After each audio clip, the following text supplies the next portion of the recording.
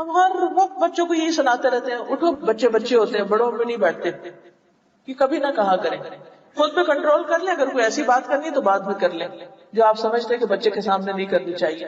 لیکن بڑوں کی مجلس میں بچوں کو بٹھائیں. نبی صلی اللہ علیہ وسلم نے بچوں کے الگ پروگرام نہیں کیے تھے، بچوں کی الگ کلاسز کوئی نہیں ہوتی تھی اس وقت. آپ نے بڑوں کے بیچ میں ہی بچوں کو سکھایا ہے. اسی لیے ہم دیکھتے ہیں کہ چھوٹے چھوٹے صحابہ 10-10 سال کی عمر میں جب نبی صلی اللہ علیہ وسلم فوت ہو گئے تو انہوں نے آپ کی احادیث سیکھی، جو آپ سے سیکھی براہ راست، اور پھر جو بڑے صحابہ سے سیکھی وہ سیکھ کر ایک طویل عرصے تک دین کو آگے پھیلاتے رہے، کیونکہ انہیں کانفیڈنس دیا گیا تھا کہ وہ یہ کام کر سکتے ہیں. ہم کہیں بھی جاتے ہیں بچوں کو الگ کر کے بٹھا دیتے ہیں، اپنی جان سے اتار دیتے ہیں جان چھڑانے کے لیے. مثلاً اکثر جو دعوتیں ہوتی ہیں، پارٹیز ہوتی ہیں، اس میں کس طرح ہوتا ہے، مرد الگ بیٹھ جاتے ہیں، یوتھ الگ بیٹھ جاتی ہے، لڑکیاں الگ بیٹھ جاتی ہیں، مائیں الگ قصے کرنے بیٹھ جاتے ہیں، ہر کوئی اپنے گروپ میں بیٹھ جاتا ہے. کوئی موقع نہیں ہوتا بچوں کے پاس کہ وہ بڑوں سے انٹریکٹ کر سکیں اور بڑوں کی وزڈم بچوں تک پہنچے. اس سے بچے کبھی بھی نہیں سیکھتے، وہ بچے ہی رہتے ہیں، کیونکہ انہوں نے کوئی بڑی بات سنی نہیں، سیکھی نہیں، سمجھی نہیں، دیکھی نہیں کہ وہ بڑے آپس میں انٹریکٹ کیسے کر رہے ہیں یا بڑے چھوٹوں کے ساتھ کیسے پیش آئے. حتیٰ کہ کوئی بڑا گھر میں آئے بچوں کو ملواتے تک بھی نہیں، اس بات کی کوشش نہیں کرتے کہ بچے کسی بڑے کے پاس جا کے بیٹھے اور کچھ سنے اور سیکھیں. لیکن اس کے برعکس جو مائیں اس چیز کا اہتمام کرتی ہیں، نانی دادی کے پاس بٹھاتی ہیں، بڑے بزرگ گھر میں آتے ہیں ان کے پاس بٹھاتی ہیں، ان کے ساتھ لٹاتی ہیں چھوٹے بچوں کو، ان کی گود میں دیتی ہیں جا کے، کیونکہ ان کے اندر بچوں کے لیے ایک اور ہی طرح کا پیار ہوتا ہے. جو بچوں کے بچے ہوتے ہیں مثلاً، یا بہن بھائیوں کے بچے ہوتے ہیں، یا پھر اسکالرز کے پاس خود لے جاتے ہیں. تاریخ اسلام کو آپ دیکھیں، بے شمار کتابوں کے اوپر بچوں کے نام لکھے ہوتے تھے کہ اس بچے نے مجھ سے یہ کتاب اپنی ماں کی گود میں سنی تھی. وہ ان کو باقاعدہ سرٹیفکیٹ دیا کرتے تھے. اور مائیں دودھ پیتے بچوں کو بھی لے جاتی تھی، مسجد بھی لے جاتی تھی اور اسکالرز کی مجلسوں میں بھی لے جاتی تھی.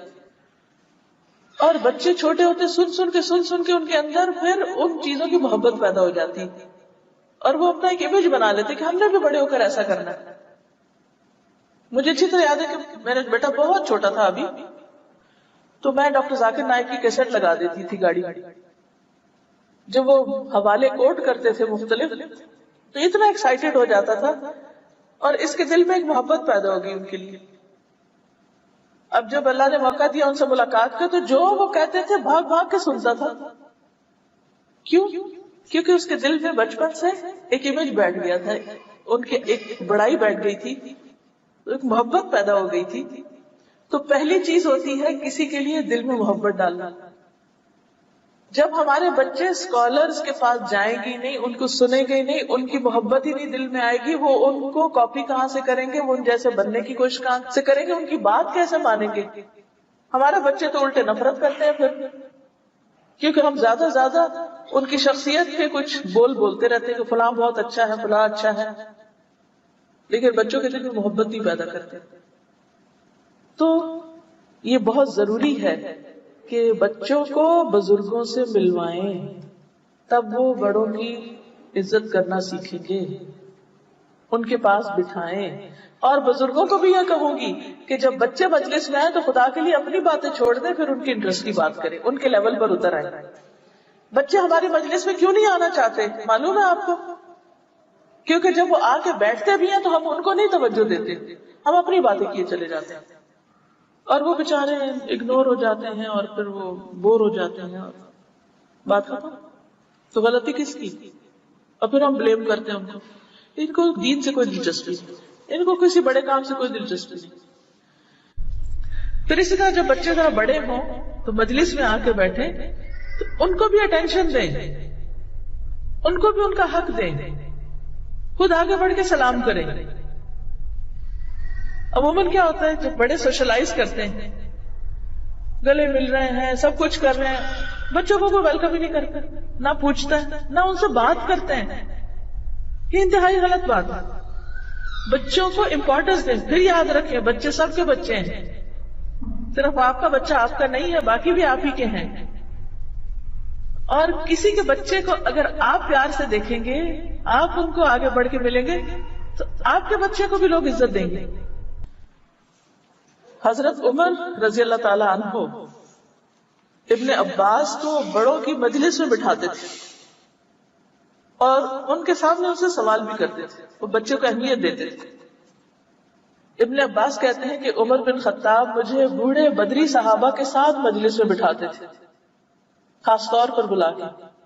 بعض کو اس میں بڑا اعتراض ہوا تو انہوں نے حضرت عمر سے کہا کہ آپ مجلس میں ہمارے ساتھ بٹھاتے ہیں اس کو، اس کے جیسے تو ہمارے بھی بچے ہیں. فوراً ہم کہتے ہیں کہ اس بچے کی کیوں اتنی امپورٹنس، ہمارے بھی تو بچے ہیں، پھر وہ بھی آیا کرے.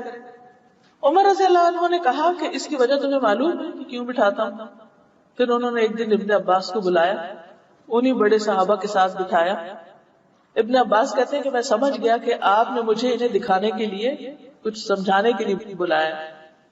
پھر آپ نے اسے پوچھا کہ اچھا اللہ تعالیٰ کی اس آیت کے بارے میں تمہارا کیا خیال ہے، اذا جاء نصر اللہ والفتح، جب اللہ کی مدد اور فتح آ پہنچی، یہ سورت کیوں نازل ہوئی تھی؟ تو بعض لوگوں نے کہا کہ جب ہمیں مدد اور فتح حاصل ہوتی ہے تو ہمیں اس آیت میں اللہ کی حمد اور استغفار کا حکم دیا جا رہا ہے، اس کی تفسیر کر دی. کچھ لوگ چپ رہے، انہوں نے کوئی جواب بھی نہیں دیا. پھر آپ نے مجھ سے کہا ابن عباس کیا تمہارا بھی یہی خیال ہے، کیا معنی ہے اس آیت کا؟ میں نے عرض کیا نہیں، میں ان سے ڈس ایگری کرتا ہوں. پوچھا تمہاری کیا رائے ہے، یہ بچے ہیں اس وقت.